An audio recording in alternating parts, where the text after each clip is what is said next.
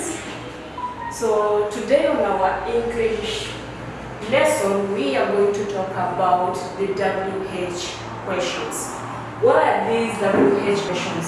WH questions are questions that begin with a question mark. And at the end of that sentence of a WH question, you must place a question mark. And these WH questions they are being used to ask for a specific information about something or somebody. So these questions they do not have yes or no answers. So they do not require yes or no answers. So then you are required to give a full statement. So instead, they're used to ask about people, places, things, reasons, time, and so on. So there are so many reasons to why we are using the WH questions. So there are 7 types of WH questions. What are these 7 types of WH questions? Number 1, we have why. Number 2, we have what. Number 3, we have which. Number 4, we have when. Number 5, we have where. Number 6, we have who.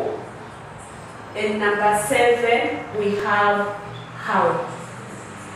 So when we look at these common WH questions or WH words, for instance, when we look at why, you are required to give a reason. So here, you are being required to give a reason or a cause of something. For example, there is a sentence here. For example, why did you leave your class early? So that means when you are being asked why did you leave your class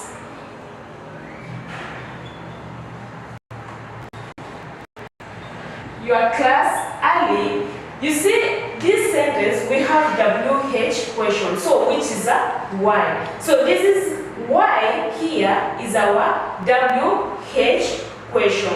And then you've been asked, why did you leave your class earlier? So you find at the end of this sentence there is a question mark. So you are being asked a question. That's why I placed this a question mark. So in this sentence you are being required to give an explanation to why you left the class early.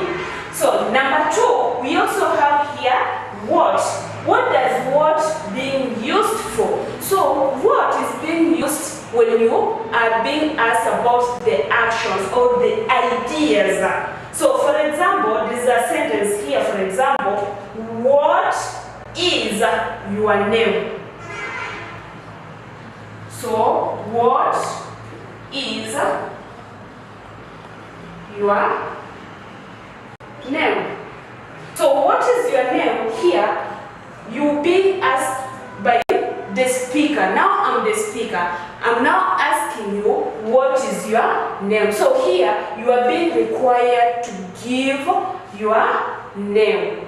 We also have here which. So which is being used like when we're giving a choice between the options. We have, like, for example, 2 things. We have here a book, 2 books, for example, the English Spoken Grammar and English. Maybe we are looking at the literature book. So the 2 are 2 books, right? So we want to give the option of the 2 books. So for example, in a sentence, we can say, which book do you like to read? So there are so many, there are multiple books here, and then now this a speaker is asking you the book that you like to read. So it's you to choose one of the books, of the many books that are here. You will choose one book that you like to read. So we also have here when. So when here is being used to ask time. Okay? So here time, like for example, when did you leave the class? So you're being asked like to give a specific time that you left the class. We also have here where. Where is being used to ask about the places. For example, where did you go yesterday? Where did you go yesterday? So yesterday, maybe I'll give I'll give a place that I went. For example, I can say I went to the supermarket, alright? And what did you do? What did you go there to do? For example, I say I went to the supermarket to do my shopping. We also have here who. Who is being used to ask about the people and the person or the person. So here, who is, maybe for example, you can ask you, who is your best friend? I'll say my best friend is, maybe for example, Mary, or my best friend is John. So that means I've been specific by mentioning the person or the people that I love. And then we also have how. How, like in most places, is being used to ask about the manner. Manner, or ask, how do you go to work? How do you go to work? So this is a question mark. So